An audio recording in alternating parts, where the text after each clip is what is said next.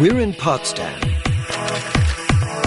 And on the campus of the Hasso-Plattner Institute, we run into this man, Professor Christoph Meinl. For many years, he's been responsible for the destiny of one of the most respected software schools in Germany.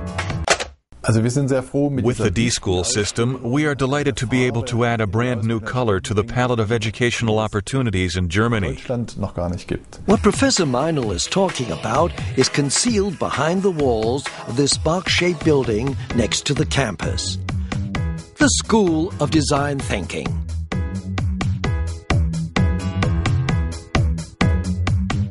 Here we see the man in charge of the D.School, Professor Ulrich Weinberg. He sets the tone here. The 40 students arrive and fortify themselves, tanking up on energy. Over the coming year, they'll be able to submerge themselves deep in the sea of design thinking, a year in which they'll take on real-world problems through diverse projects. Here, by the way, they call them design challenges. The goal is always the same, to collectively find innovative solutions to a given problem, to improve and to optimize things. This is achieved according to a clear model, design thinking. Terry Winograd has been teaching at the D.School in Stanford for the last years and has brought with him considerable experience. In doing all this, you want to think about what you're doing. You want to be able to step back and say, okay, we've done that, where are we, what's next? So this is one map that you go through various processes. Aha! This is the model the students will use for all their projects. It'll all be much clearer after the first challenges have begun. Starting with understand. Understood?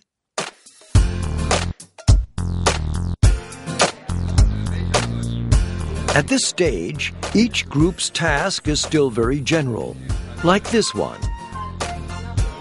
This one? Or how about this one? Then the work starts. Everyone needs to understand exactly what the problem involves. So first of all, a successful start means talk, question, discuss, and talk some more, even though starting with that may present the toughest challenge of all, especially as all the team members come from very different academic fields. We believe that innovation emerges more readily in a team than in the head of an isolated individual. Therefore, the feeling of developing new ideas in a cooperative as opposed to competitive team constellation is extremely important. The aim is this T-shaped competence, whereby you step out of your own field and develop networks with others. And for this reason, the D.School takes students from diverse disciplines and sets them off to tackle the challenges together, thinking outside the box and creating an environment that generates new perspectives. And now it's time to observe. Everyone having understood the challenge, the groups now begin to collect relevant information. What you do on site is observe everything. The first point in the process is become an expert.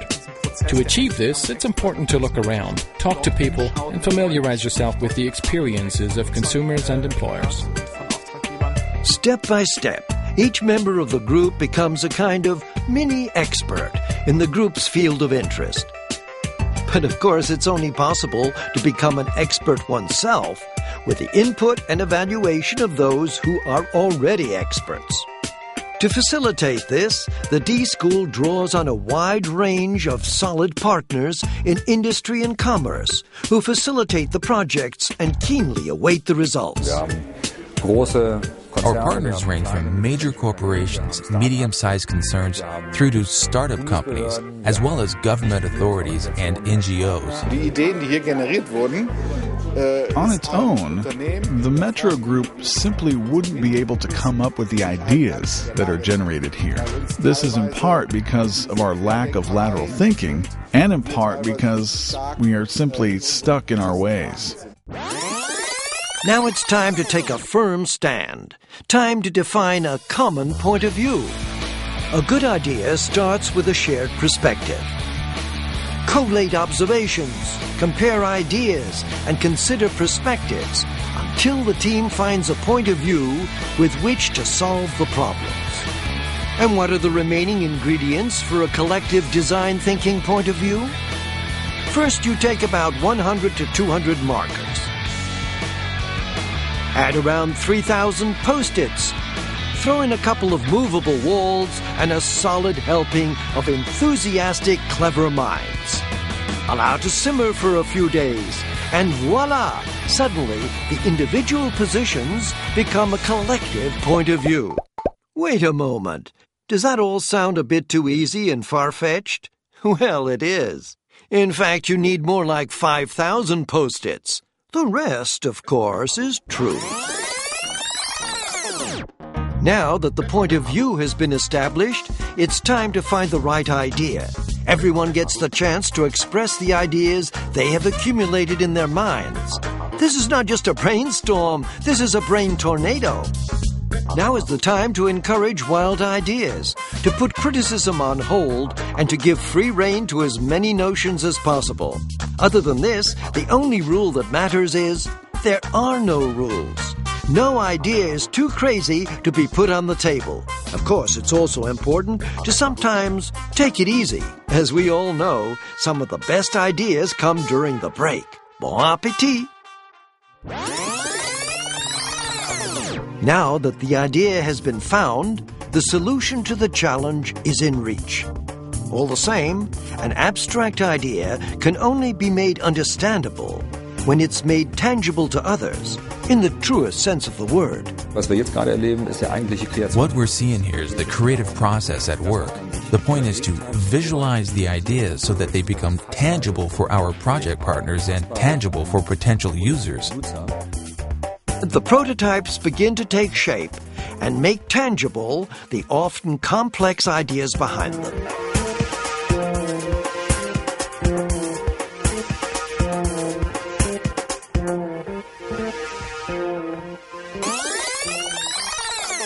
Fantastic! Using prototypes, we've now made our ideas accessible. But do they work?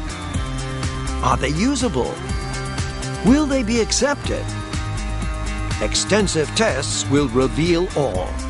And this means getting out and about again. First of all, a couple of volunteers need to be found. Das sind zwei iPhones aus Styropor. Here we have two styrofoam iPhones. We've written the menus on different pieces of card which can be withdrawn in order to illustrate how the software will work. Neuen Software sozusagen nachspielen zu können. And the ideas also have to be put through their paces in the D.School itself on presentation day. Within an exacting and precise schedule, the students set forth their solution to the challenge. An exciting day in which the fruits of the colorful, diverse projects can be tasted. After a year at the D.School, everyone takes something away for themselves. The partners have the amazing results of the projects. The teachers leave with new insights. And last but not least, the students take with them the fruits of an exciting year of creative collaboration, along with know-how that is certain to be a great asset to their careers. So, Professor Plattner's worries were somehow half right. It could have all finished in chaos. Chaos? Sure. But finished? Not at all.